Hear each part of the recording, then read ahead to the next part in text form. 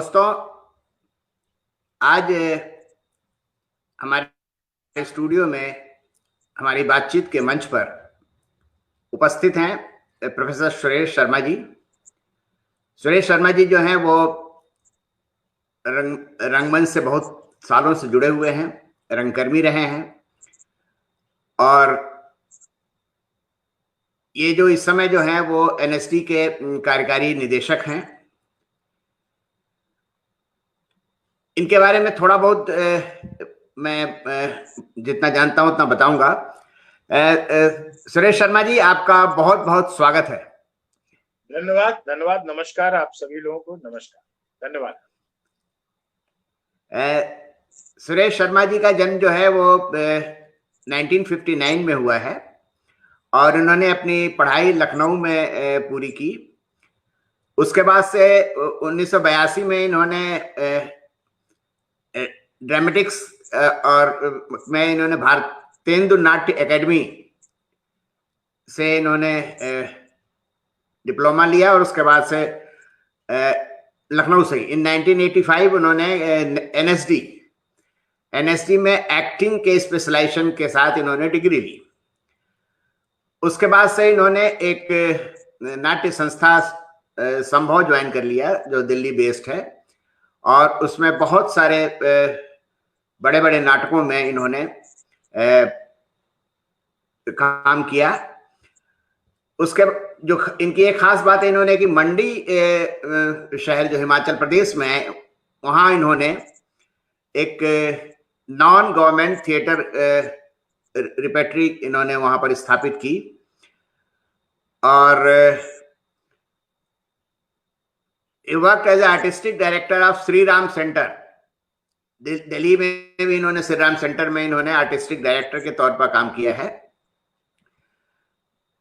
इनको कई सम्मान भी मिल चुके हैं साहित्य कला परिषद से इनके एक्टिंग स्किल के लिए। और उसके बाद से संगीत नाट्य कला एकेडमी से इनको इनकी एक किताब है उस पर अवार्ड मिला है, जो नाटक की किताब है Mohana, a play written and directed by professor Sharma himself, और इसे बेस्ट प्ले माना गया था अपने समय में। और उसके बाद से इन्होंने बहुत सारे नाटकों में काम किया है, बहुत सारे नाटकों का इन्होंने निर्देशन किया है और बहुत सारे निर्देशकों के साथ मिलकर काम किया है। इन्होंने एक किताब लिखी है और जिसका नाम है स्टैनिस्लावस्की के अभिनय सिद्धांत। और उसके बाद से अभी 99 से as a chief of NSD repertory में इन्होंने काम किया है और आजकल जैसे मैंने बताया कि एनएसडी में ये डायरेक्टर इंचार्ज है। इतना तो मेरे पास जानकारी है सुरेश जी के बारे में। अब सुरेश जी से मैं अब थोड़ा सा और आप अपनी बारे में बताइए। देखिए, मेरे बारे में आपने बहुत कुछ बता दिया। बस बनारस की पैदाइश है, लखनऊ में परवरिश हुई, लखनऊ में शिक्षा दीक्षा हुई और लखनऊ में ही पहला हमने अपना जो नाटक का जो प्रशिक्षण है, जो ट्रेनिंग है, वहाँ अध्ययन किया भारतीय नाट्य अकेडमी में। फिर उसके बाद 82 में मैं दिल्ली आ गया। 82 से 85 में 3 साल का कोर्स राष्ट्रीय नाट्य विद्यालय से किया और एक्टिंग में स्पेशलाइजेशन किया। उसके बाद निरंतर रंगमंच से ही जुड़ा रहा हूँ। बीच में मैंने एक किताब मेरी और है जो ये अभिनय चिंतन और शैली के ऊपर है, जो एस्ला एडलर हैं उनकी काम को लेकर के, और फिर उस सिलसिले में 2 साल के लिए मैं अपने छुट्टी पे भी रहा, मैं स्टडी लीव के ऊपर रहा, ताकि रंगमंच और जो फिल्म की जो अभिनय है या जो दूरदर्शन या टेलीविजन का जो अभिनय है उनका दोनों का तुलनात्मक अध्ययन कर सकूं। और वो किताब इसी साल दिसंबर में प्रकाशित होने जा रही है। बहुत मोटी, बहुत बड़ी किताब है वो, एक वो काम है। बाकी 1999 से मैं लगातार राष्ट्रीय नाट्य विद्यालय में जुड़ा रहा। उसके पहले मैं विस्तार कार्यक्रम में अभिनय और वॉइस एंड स्पीच पढ़ाने के लिए जाता रहा। अब तब से मैं लेकर के राष्ट्रीय नाट्य विद्यालय में, उसके साथ ही जैसा आपने बताया हिमाचल में मैंने अपना एक नाट्य एकेडमी खोली हुई है, जो कि राष्ट्रीय नाट्य विद्यालय में आने से पहले से मैं उसको चला रहा हूँ, और आज 24 साल उसको हो चुके हैं। 1 साल का विधिवत हम वहाँ पे प्रशिक्षण प्रदान करते हैं, और पूरे भारतवर्ष से वहाँ पे छात्र आते हैं। तो यही है एक छोटा सा अपना, कुछ हमने मीडिया में भी काम किया जब उस किताब के सिलसिले में था, तो 1-2 फिल्में की, और श्याम बेनेगल जी के साथ आपका ये जो ये था राज्यसभा के लिए उन्होंने किया था, मेकिंग ऑफ कॉन्स्टिट्यूशन को लेकर के, तो उस पर कुछ काम किया, उसमें अभिनय किया। तो यही है थोड़ा सा अपना। बाकी रंगमंडल के साथ राष्ट्रीय नाट्य विद्यालय जो रंगमंडल है उसके साथ अभिनय भी करता हूँ और निर्देशन भी करता ये जो रेपेट्री है, ये जैसे कि जो थिएटर से जुड़े हुए लोग हैं या जो एनएसडी के बारे में जानते हैं वो तो समझते हैं रेपेट्री के बारे में।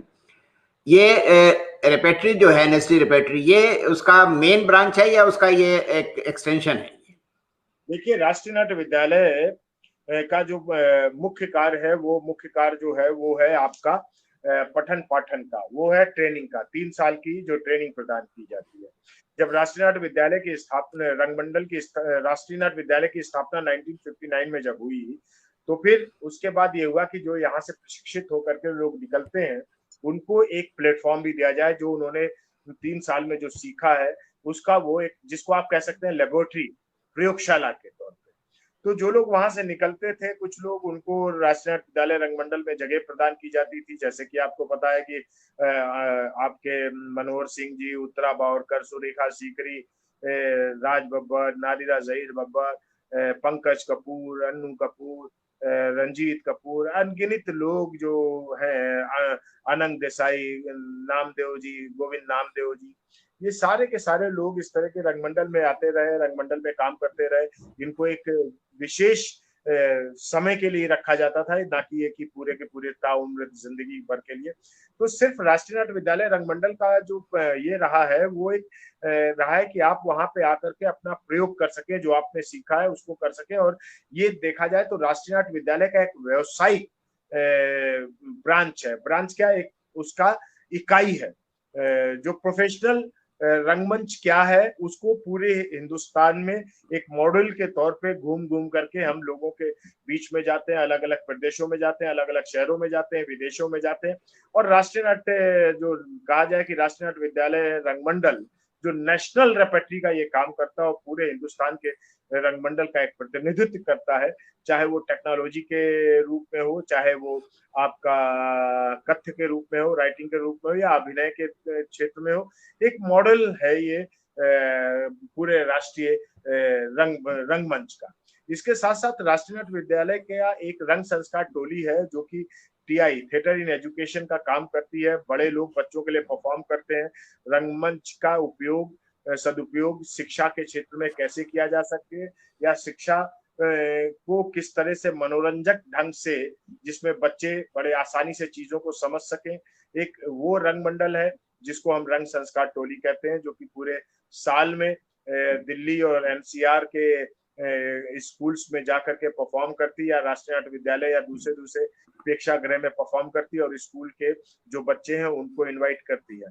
तो ये एक एजुकेशन का काम कर रही। तो इस तरह से राष्ट्रीय नाट्य विद्यालय के दो तो ये होगा, एक विस्तार कार्यक्रम है, एक्सटेंशन डिपार्टमेंट है, जो कि पूरे हिंदुस्तान में कार्यशालाओं का आयोजित करता है। ऐसे लोग जो राष्ट्रीय नाट्य विद्यालय में 3 वर्ष की विधिवत प्रशिक्षण के लिए नहीं आ पाते हैं, लेकिन वो लगातार काम कर रहे हैं, तो उनको किस तरह से ट्रेन किया जा सके, उनको किस तरह से प्रशिक्षित किया जा सके, ताकि वो आज की जो प्रतिस्पर्धा का जो समय है उसमें अपने आप को खड़ा कर सके, या जो वो काम निरंतर करते आ रहे हैं उसको किस तरह से और ज्यादा प्रोफेशनल वे में वो उसको करें। तो ये राष्ट्रीय नाट्य विद्यालय के 3 प्रमुख इकाइयां हैं।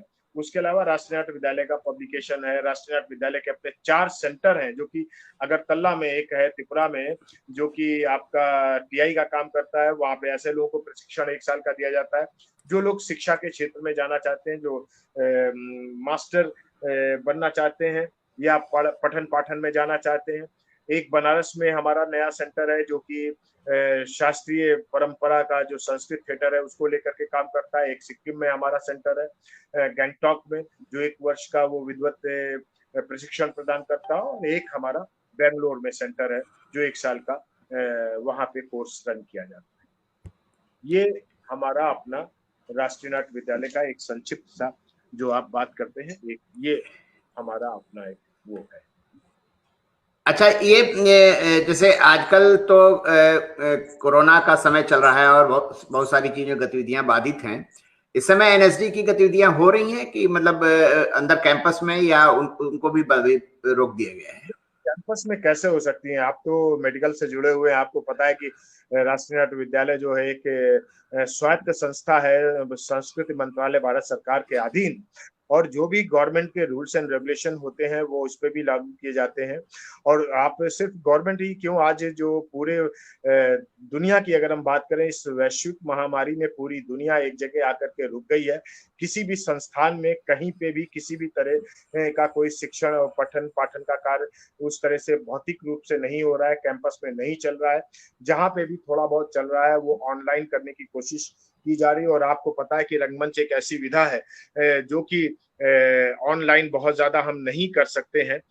जो भी सैद्धांतिक पक्ष है उसको जरूर हम ऑनलाइन कर सकते हैं। राष्ट्रीय नाट्य विद्यालय ने अभी समय समय पे कुछ बहुत सारे वेबिनार सीरीज का प्रयोग किया है। उसके साथ साथ हमने एक 15 दिन की नाट्य लेखन की कार्यशाला आयोजित की है। हमने थिएटर एप्रिसिएशन की एक 15 दिन की कार्यशाला आयोजित की है। उसके अतिरिक्त अब जो हमारा first year, second year, third year का जो हमारा अपना छात्र है उनके साथ हमने ऑनलाइन क्लासेस कल से प्रारंभ की हुई है।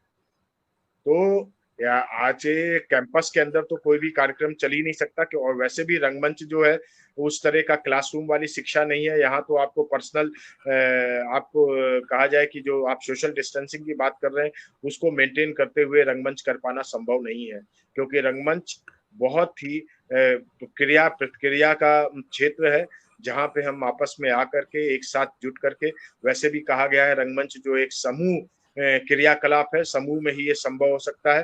बाकी आर्ट्स की जो फॉर्म है वो इंडिविजुअल हो सकती हैं, जैसे पेंटिंग है, आप अपने कमरे में पेंट कर सकते हैं। मूर्ति कला जो है वो एक मूर्तिकार अपने स्टूडियो में बैठ करके मूर्ति गढ़ सकता है।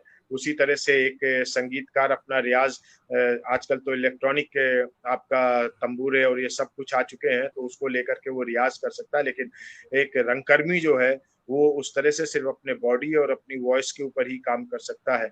पठन पाठन का काम कर सकता है, नाटक पढ़ सकता है, फिर सिद्धांत पढ़ सकता है, लेकिन प्रायोगिक दृष्टि से ये एक समूह की प्रक्रिया है, समूह का कार्य है और वो समूह में ही निश्चित किया जा सकता है, सुनिश्चित किया जा सकता है। तो इसलिए कोई उस तरह से कार्य नहीं है, जितना हम ऑनलाइन कर सकते हैं सिर्फ उसी के ऊपर हम काम कर रहे हैं।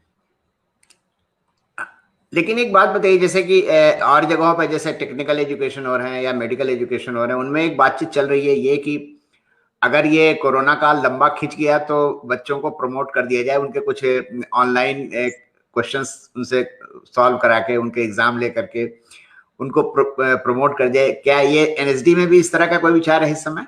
देखिए एनएसडी में जैसे कि क्योंकि यूनिवर्सिटी वगैरह का ये है, या हम अगर बच्चों की बात करें +2 तक की बात करें, और अगर हम बात करें आपका टेक्निकल उसकी बात करें, तो इन सब लोगों का एक यूनिफॉर्म वो है। आप देखिए यूजीसी की गाइडलाइंस जो है वो फॉलो कर सकते हैं। लेकिन हमारे जो राष्ट्रीय नाट्य विद्यालय है इसकी अपनी सोसाइटी, इसकी अपनी एकेडमिक काउंसिल है, और ये एक खास तरह की ट्रेनिंग, एक प्रशिक्षण की बात करता है। तो वो संभव नहीं है। लेकिन फिर भी जैसे फाइनल ईयर का वाइवा हमारा बचता है तो वाइवा हम जरूर ऑनलाइन करने की कोशिश कर रहे हैं। और दूसरी चीज ये कि हमारे जो कुछ क्लासरूम जो प्रस्तुतियां थी उनको हम प्रोजेक्ट में बदलने की कोशिश कर रहे हैं। इस तरह का है, लेकिन हम पूरा का पूरा कोर्स जो है ऑनलाइन कर दें ऐसा रंग कर में संभव नहीं है। जितना हम कर सकते हैं उतना जरूर हम करने का प्रयास करें। आप लोगों की एक पत्रिका भी निकलती है ना जो एनएसडी से? पब्लिकेशन डिपार्टमेंट में हम ऐसे रेयर नाटक हैं जो लुप्त प्राय हैं उनको हम पब्लिश करते हैं। उसके अलावा बहुत सारे अन्य भाषाओं से जो विशेष नाटक हैं जिनका अपना एक स्थान है और दूसरी भाषाओं में लिखी हुई भारतीय भाषाओं में लिखे हुए वो नाटक है, उनका हम नाट्य अनुवाद, उनका हम रूपांतरण, उनका हम अनुवाद हिंदी में प्रस्तुत करते हैं, उसको प्रकाशित करते हैं। इसके अलावा हमारी रंग मैगजीन है, उसको हम प्रकाशित करते हैं। और अभी हमारी नया इशू आने जा रहा है जो कि भारतीय नाट्य शास्त्रीय परंपरा को लेकर के है। भरत गुप्ते जी ने उसको संपादित किया, इस महीने के अंत में वो आए। ये नियमित निकल रही है कि ये पत्रिका पहले हम लोगों को मिल जाती थी, अब तो शायद मेरे ख्याल से बहुत मुश्किल से मिलती है, खोजनी पड़ती है। इसमें थोड़ा सा इसमें गैप आया था, आज से 2 साल पहले इसमें गैप आया था, लेकिन अब ये निरंतर प्रकाशित हो रही है। अब ये निरंतर प्रकाशित हो रही है। अगर आपने सब्सक्राइब किया होगा तो आपके पास पोस्ट से पहुंचती होगी, ना तो हमारे बुक शॉप पे ये अवेलेबल। हाँ, वो आपके यहाँ जो बुक शॉप है वहाँ एनएसडी की, वहाँ पे मिल जाती है। अच्छा, ये अभी आपने बिल्कुल सही बात कही कि क्लासेस वगैरह तो खैर नाटक के जो हैं वो मतलब जो एनएसडी के क्लासेस हैं वो तो उस तरह से परफॉर्मिंग मतलब क्लासेस तो नहीं हो सकते हैं, लेकिन अभी लगभग पूरी दुनिया में लोग अल्टरनेट थिएटर मीडिया के बारे में बातचीत करने लगे हैं। आप चूंकि एक बड़े संस्थान के बड़े पद पर हैं, आपकी इसके इस पर क्या विचार है कि क्या अल्टरनेट कोई इसका तरीका खोजा जा सकता है? देखिए, तरीका, रंगमंच जो है जीवंत माध्यम, ये हमेशा बात कही गई है और ये बात यथार्थ है कि रंगमंच वर्चुअल नहीं हो सकता। तो फिर अगर हम रंगमंच को वर्चुअल नहीं कर सकते हैं, और जो ये हमारे पूरा का पूरा जो ट्रेनिंग का प्रोसेस है उसमें लगभग लगभग मोर देन 60% जो है वो प्रैक्टिकल, मुश्किल से 30 या 35% जो है सैद्धांतिक या थ्योरी हमारी आती है। लेकिन वो थ्योरी को समझने के लिए भी हमें प्रायोगिक उस पर जाना पड़ता है। तो ये कहा जाए कि पूरे के पूरे कोई भी संस्थान, हिंदुस्तान को छोड़िए, यूनिवर्सिटी की मैं बात नहीं कर रहा हूँ जहाँ पे ड्रामा डिपार्टमेंट है, जहाँ पे मुख्यतः सैद्धांतिक पक्ष ज्यादा होता है, क्योंकि अपनी उनकी लिमिटेशंस होती हैं, उनकी अपनी फैकल्टी की अपनी लिमिटेशंस होती है, बहुत कम फैकल्टी होती है। लेकिन अगर राष्ट्रीय नाट्य विद्यालय सिर्फ हिंदुस्तान का नहीं, एशिया का अपना अकेला एक ऐसा संस्थान है जिसकी अपनी एक पहचान है, उसकी जो पहचान है वो प्रायोगिक काम की वजह से ही है। और ये रंगमंच में आप सोचे कि क्लासरूम में बिठा करके पढ़ाया जा सकता है, क्लासरूम में बिठा के समझाया जा सकता है, बिल्कुल नहीं हो सकता। सैद्धांतिक पक्ष हम समझ सकते हैं, छात्र समझ सकता है, लेकिन जब तक कि उसको प्रायोगिक दृष्टि से वो अपनाएगा नहीं, उसका निराकरण नहीं करेगा, प्रायोगिक दृष्टि से उसको प्रैक्टिस नहीं करेगा, उसको कुछ भी हासिल नहीं होगा। तो इसलिए ये कहना कि नाट्य प्रशिक्षण जो है, अगर ये स्थितियां ऐसी रहती हैं तो नाट्य प्रशिक्षण जो है वो भी पूरा का पूरा वर्चुअल हो पाएगा, तो मैं इसकी मुखालफत करता हूँ, मैं इसके पक्ष में नहीं। नहीं, ठीक, सही बात कही आपने। ये बताइए कि जैसे एनएसटी के प्रति जो लड़के हैं, जो नए युवा जो हैं, जो थिएटर से जुड़े हैं, वो एनएसटी को बहुत ही सम्मानजनक स्थिति से देखते हैं, रूप में देखते हैं, और हर आदमी चाहता है कि वहां जाए।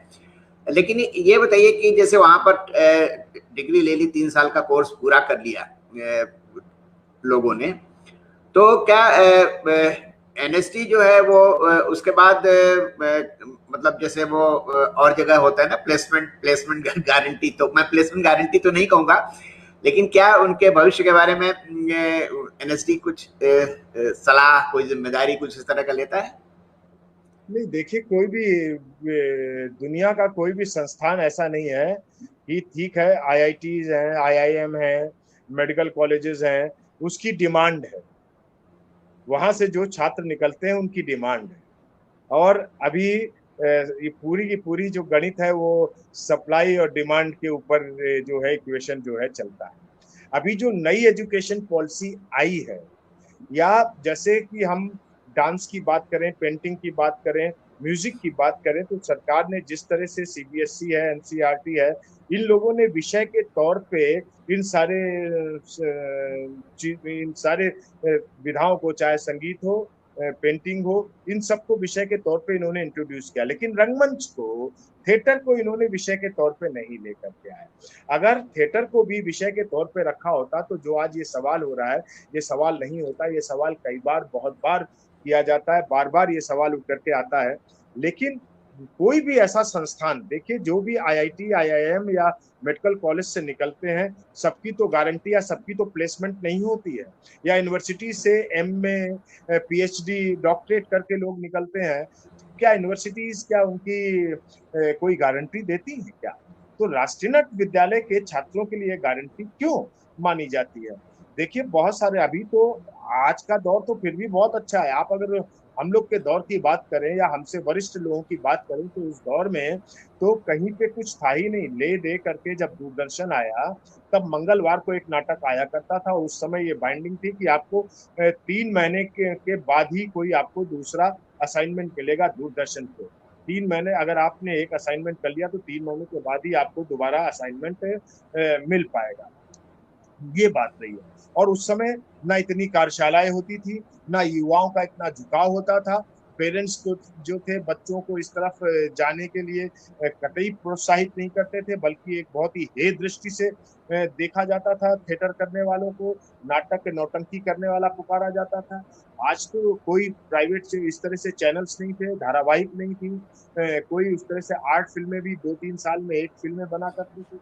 तब तो बहुत ज्यादा कठिन दौर था, लेकिन तब भी लोगों ने सरवाइव किया। आज हम जितने बड़े लोगों का नाम लेते हैं, चाहे बंसी कौल का नाम लें, एम के रैना साहब का नाम लें, राम गोपाल बजाज जी का नाम, मोहन महर्षि जी का नाम लें, गोविंद नामदेव जी का नाम लें, तो अनगिनत, रंजीत कपूर का नाम, अनगिनत लोग हैं।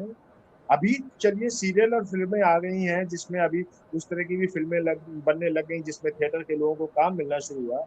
लेकिन उस दौर में इन लोगों ने जो बंजर जमीन पड़ी हुई थी, उसको उर्वरा किया, जिसके ऊपर अब हम लोग फसल काट रहे हैं, हम लोग उसके ऊपर बिजाई कर रहे हैं। तो हम जब आते थे इस फील्ड में, हमको पता होता था कि हमारा फ्यूचर कहीं पे भी कुछ निश्चित नहीं है। उसके बावजूद हम लोग बहुत ही पैशन के साथ इस फील्ड में आते थे।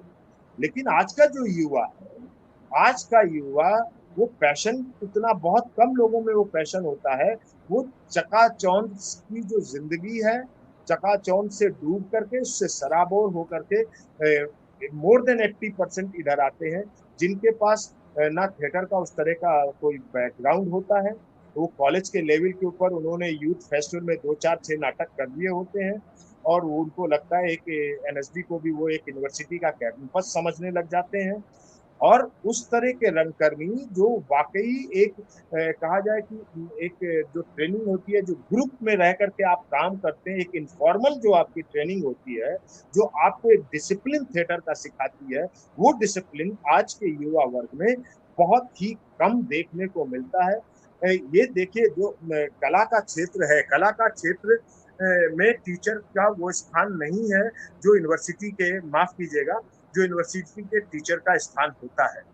कला में हमेशा गुरु और शिष्य परंपरा की बात की गई, और वो श्रद्धा, एक्सेप्टेंस अगर आपके अंदर नहीं है, तो आप कुछ भी नहीं सीख पाएंगे। आप थोड़ा बहुत ज्ञान ले लेते हैं और जाते हैं, 1-2 सीरियल कर लेते हैं, 1-2 फिल्में कर लेते हैं, और उसके बाद वापस लौट आ जाते हैं। फिर आप उसके बाद थिएटर को गालियां देना शुरू करते हैं, क्योंकि आपकी मेहनत है नहीं। और फिर आप ये कहते हैं, और पेरेंट्स भी यही कहते हैं, कि थिएटर में जाकर के इसकी जिंदगी चौपट हो गई, किसी काम का नहीं रहा। तो हमें अपने अंदर भी झांकने की जरूरत है। जो युवा पीढ़ी की आप बात कर रहे हैं, कि आज का युवा पीढ़ी बहुत, वो युवा पीढ़ी इसलिए क्योंकि आज इतने सीरियल बनने लग गए हैं, इतने सारे चैनल्स हो गए हैं, वो रंगकर्म के प्रति उनकी कोई भी, मैक्सिमम लोगों की 85, मोर देन 85% लोगों की, युवा की जो है, रंगमंच के प्रति वो श्रद्धा नहीं है।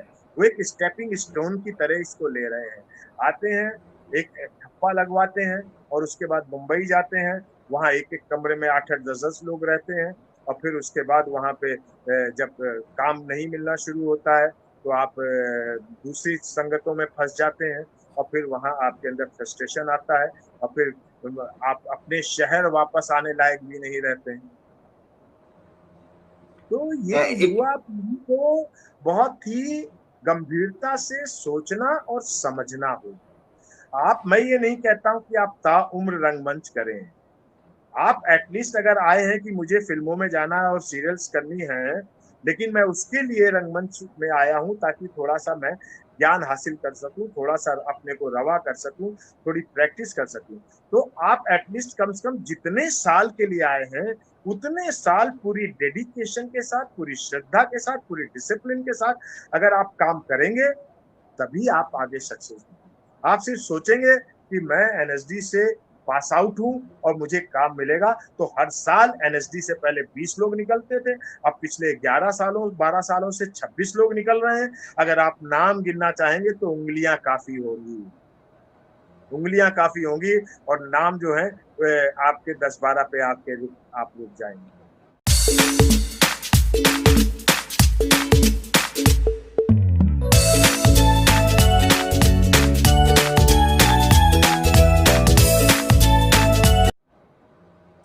अच्छा, एक बात बताइए, जैसे ये एक काल्पनिक सवाल हो सकता है, आप तो चूंकि निदेशक हैं, वहां पर सारी चीजों को अच्छी तरह से देख रहे होंगे।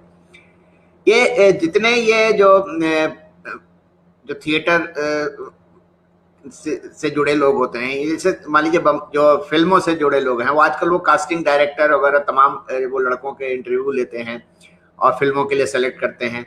क्या ऐसा संभव नहीं है कि जो आपका फाइनल ईयर का जो बैच तैयार हो रहा है, जो पास आउट होने वाला है, ये कास्टिंग डायरेक्टर आप लोगों से कांटेक्ट करके उनके इंटरव्यू लें, उनसे बातचीत करें, उनका जो ऑडिशन वगैरह लें? देखिए वो होता है, लेकिन बहुत सारे लोग डायरेक्ट अप्रोच करते हैं, ऐसा नहीं है। हमारे बहुत सारे लोग निकलने के साथ ही स्टेब्लिश हुए, निकलने के साथ ही चले गए, लेकिन हम उसको ऑफिशियली नहीं कर सकते।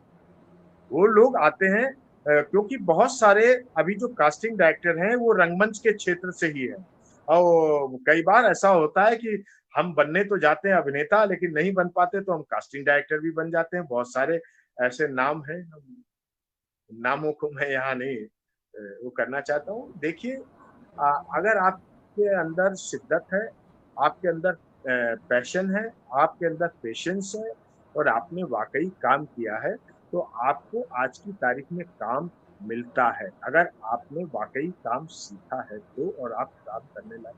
बहुत सारे लोग होते हैं, देखिए हम रंगमंच की ट्रेनिंग लेकर के जाते हैं, और राष्ट्रीय नाट्य विद्यालय या कोई भी ड्रामा डिपार्टमेंट से हम निकल के जाते हैं, हम अपने को बड़ा सुपीरियर काउंट करते हैं। और ये जो लड़के हैं जो आपका ऑडिशन लेते हैं, इनके पास अपना एक, कहा जाए उस तरह से तो विधिवत अगर वो प्रशिक्षित नहीं है, लेकिन काम करते करते एक इनफॉर्मल उनके पास ट्रेनिंग आ चुकी है, और वो बहुत कम उम्र के होते हैं। और जब वो आपको गाइड करते हैं तो हमारा ईगो हमारे सामने आता है, अरे मैं तो फला इंस्टीट्यूट से हूं, तुम मुझे बताओगे। देखिए, आप रंगमंच में खलीफा हो सकते हैं क्योंकि वो आपका माध्यम है, लेकिन जो फिल्म और टेलीविजन का माध्यम है वो आपका माध्यम नहीं है।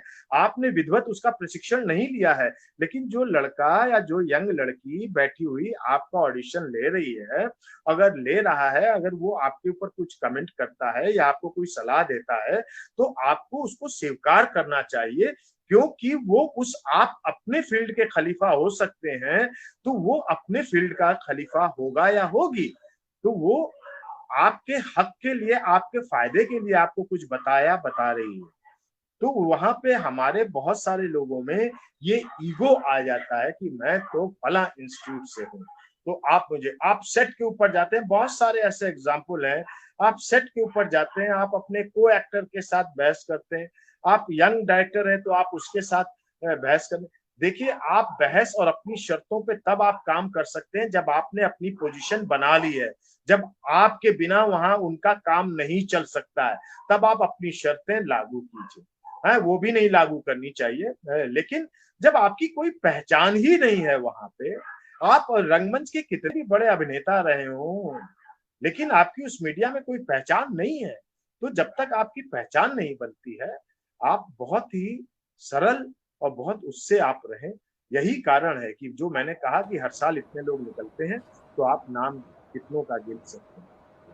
तो ये जो कास्टिंग डायरेक्टर, अच्छा, ये बताइए कि कोई बंदा है, जैसे मान लीजिए कि मैं ही बंदा हूं, अब मेरी उम्र पर मत जाइए, मान लीजिए मैं भी जवान हूं और मैं एनएसडी में आना चाहता हूं, तो मुझे क्या क्या तैयारी करके आना चाहिए थिएटर करने के अलावा?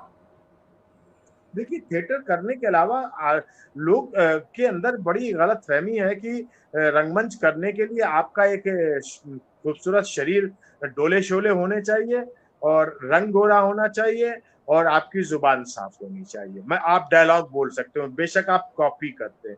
तो लोगों के दिल में ये एक बहुत गलत ख्याल है। देखिए, रंगमंच में जितना पढ़ना पड़ता है उतना किसी और फील्ड में नहीं पढ़ना पड़ता है। आपको हर विषय की जानकारी होनी चाहिए। आपको पूरी दुनिया में क्या अभी वर्तमान में क्या चल रहा है, आपको अपडेट होना पड़ता है। आपको हर देश के बारे में जानना पड़ता है, क्योंकि सिर्फ जो आप अगर अभिनय करने जा रहे हैं तो कैरेक्टर जो है वो भारतीय हो या भारतवर्ष का हो, ऐसा नहीं है। हमारी यूनिवर्सल प्रॉब्लम्स होती हैं।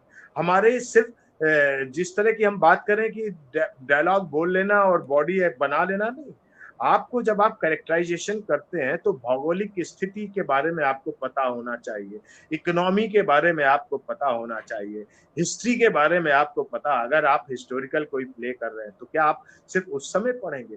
हिस्ट्री के बारे में आपको पता हो, इकोनॉमिक्स के बारे में आपको, मनोविज्ञान बहुत बड़ा एक विषय है एक अभिनेता के लिए और रंगकर्म के लिए, उसके बारे में आपको पता होना चाहिए।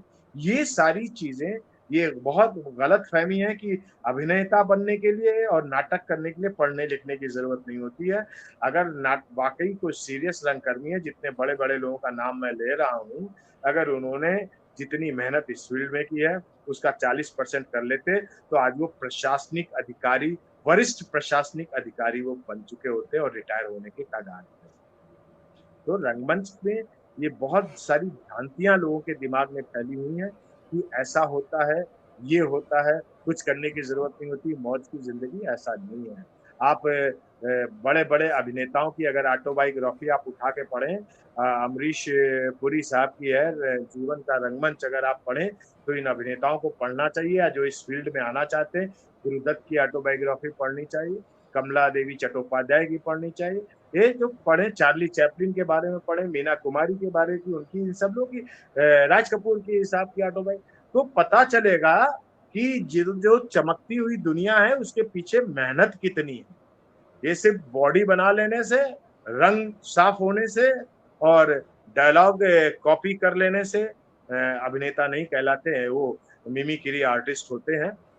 तो ये जो सड़कों पे सामान बेचते हैं, बसों में जो सामान बेचते हैं, वो कई अभिनेताओं की नकल कर लेते हैं, आवाज की, इसकी उसकी, लेकिन वो अभिनेता नहीं है। ये फर्क उनको पता होना चाहिए। नहीं, बहुत सही बात आपने कही और काफी लोगों को ये बात दिमाग में घुसी होगी।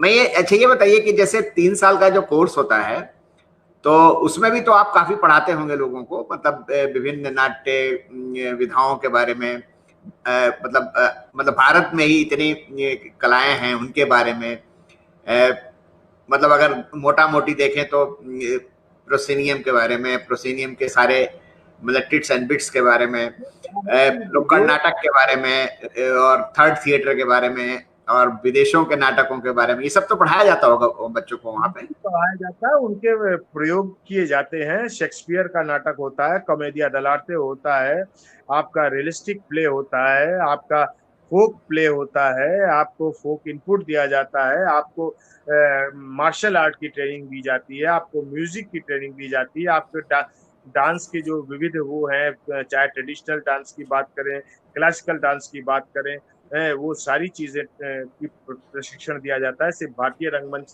के बारे में नहीं पढ़ाया जाता है, पूरे वर्ल्ड ड्रामा हमारा एक अपना विषय है, शास्त्रीय भारतीय शास्त्रीय नाट्य विषय है, थिएटर आर्किटेक्चर है, मेकअप है, कॉस्ट्यूम डिजाइन है, लाइट डिजाइन है, सेट डिजाइन है, प्रॉपर्टी मेकिंग है, उसके अलावा आपका डिवाइस प्ले है, इम्प्रोवाइज प्ले आप कैसे कर सकते हैं।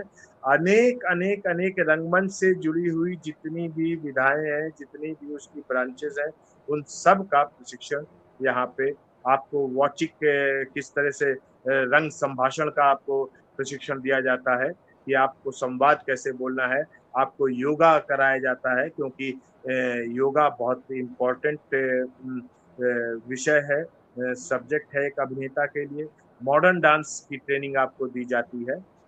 तो ये बहुत सारी प्रशिक्षण है जो वो एक संपूर्ण अभिनेता बनने के लिए जो जो आवश्यक होता है वो दिया जाता है। और फिर सिर्फ यहाँ पे अभिनेताओं की ही ट्रेनिंग नहीं होती है, यहाँ से नाट्य निर्देशक भी निकलते हैं, अभिकल्पक भी जिनको डिजाइनर बोलते हैं वो भी निकलते हैं। तो उन लोग का भी अलग अलग जो है प्रशिक्षण दिया जाता है सारी विषयों को।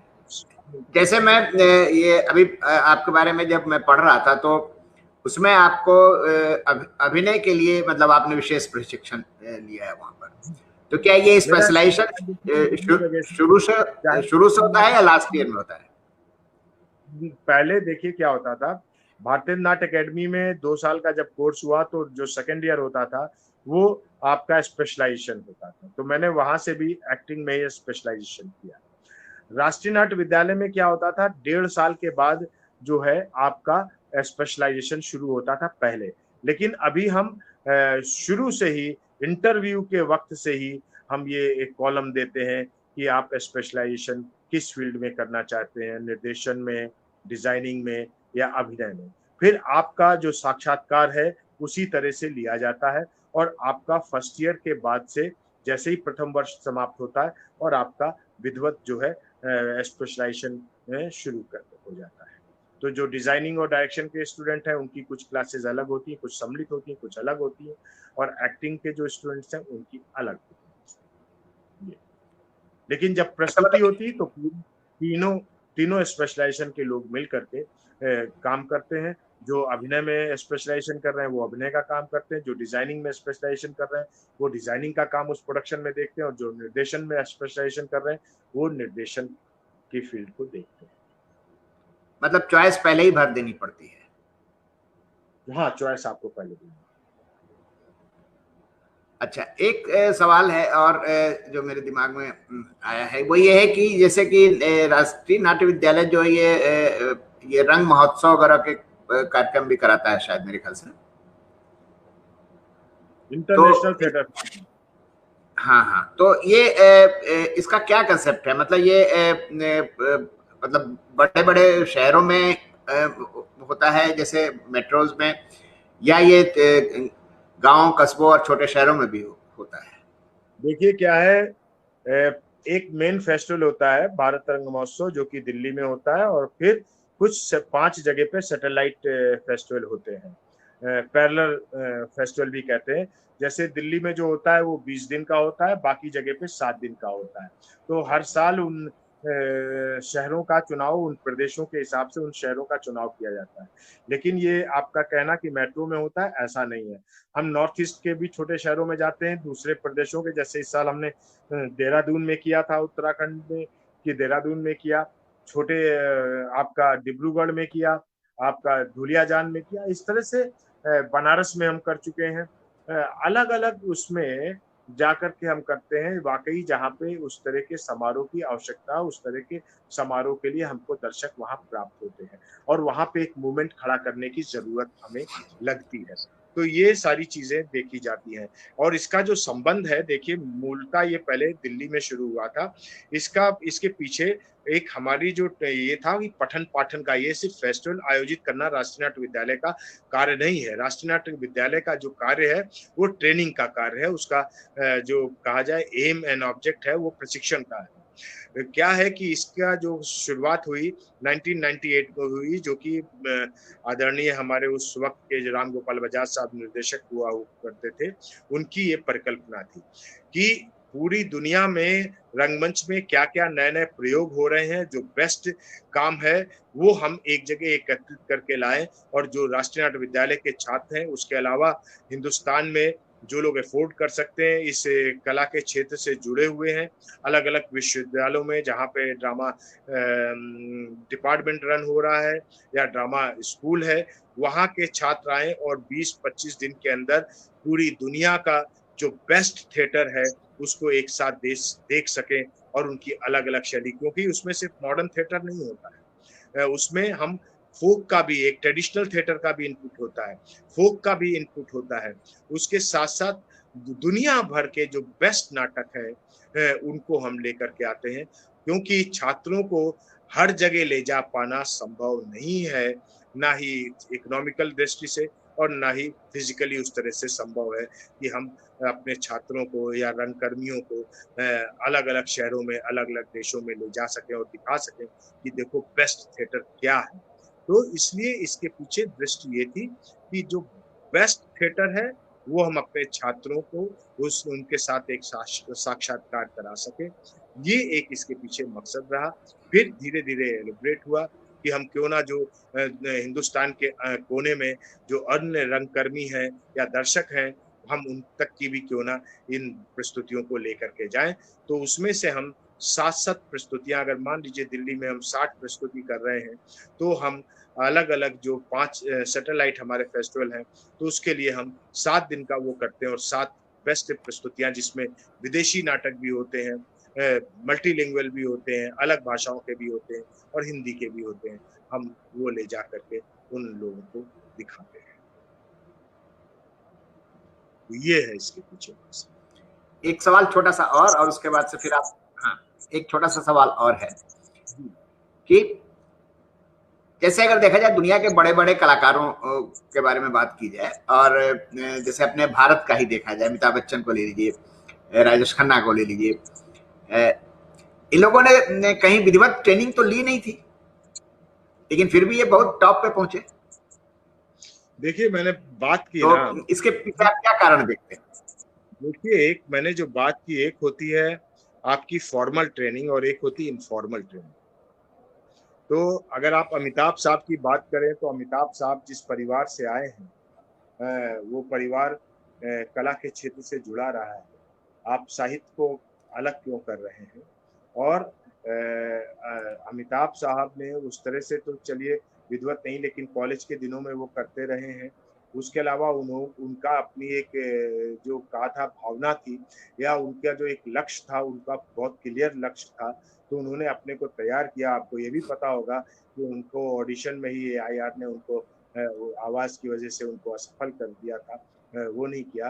दूसरी चीज अगर आप बात करें एक फिल्म का, मैं वो इन्होंने वो अमरीश पुरी साहब ने अपने ऑटोबायोग्राफी में जिक्र किया है, तो जरा उसमें भी पढ़ लें। जो वो फिल्म कर रहे थे तो उस फिल्म के निर्देशक और प्रोड्यूसर का क्या रिएक्शन था उनके प्रति, और बाद में अमिताभ साहब ने अपने को कैसे वो किया। राजेश खन्ना जी की बात करें, देखिए एक दौर था, वो दौर ऐसा था जब कहा जाता था चिकने चुपड़े जो थे अभिनेताओं का दौर रहा है। लेकिन आज वक्त के साथ साथ हमारी वैल्यूज बदल गई हैं। आज हमारा देखा जाए तो ओमपुरी साहब भी बतौर प्रमुख किरदार उन्होंने फिल्में की हैं, पंकज कपूर साहब ने की हैं, अब इरफान खान साहब ने की हैं, अब हमारा नवाजुद्दीन सिद्दीकी कर रहा है। तो वो एक जो धारणा थी कि चॉकलेटी हीरो की, वो धारणा खत्म हुई और वो जो एक खानदानी परंपरा थी वो खत्म हुई। अब चीजें उस तरह की नहीं है। लेकिन फिर भी जो आपने कहा, राजेश खन्ना की आपने बात की, आपने अमिताभ साहब की बात की, लेकिन उसके बाद आप अगर शत्रुघ्न सिन्हा और इन लोगों के दौर की बात करें तो ये सब लोग पूना से, FTI से, अधिकांश लोग FTI से निकल करके आए। उनको भी इस बात का एहसास हुआ। जया बच्चन साहब की आप बात कर लें तो वो भी है।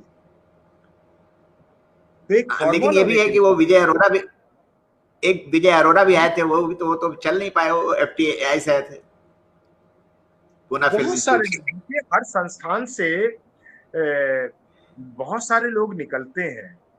अब आप देखिए मेडिकल कॉलेज से बहुत सारे डॉक्टर निकलते हैं, कुछ की प्रैक्टिस बिल्कुल नहीं चलती है और कुछ जो है इतने डिमांड में होते हैं कि उनके पास टाइम नहीं होता है। चाहे सर्जन की बात करें, चाहे हम इनकी बात कर लें, तो दावे के साथ नहीं कह सकते ना। आप की मेहनत, आपकी लगन, आपका दिमाग, ये सारी चीजें काम करती हैं।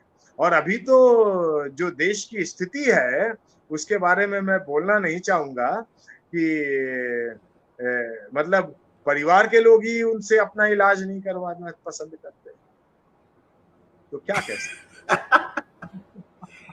अच्छा, एक आखिरी सवाल और इसके बाद से हम आपसे विदा लेंगे। अभी आपने बताया कि आप एक किताब लिख रहे हैं, बहुत बड़ी किताब लिख रहे हैं, और अभी तो आप हैं यहाँ पर एनएसडी में डायरेक्टर हैं। इसके बाद आपकी क्या योजना है?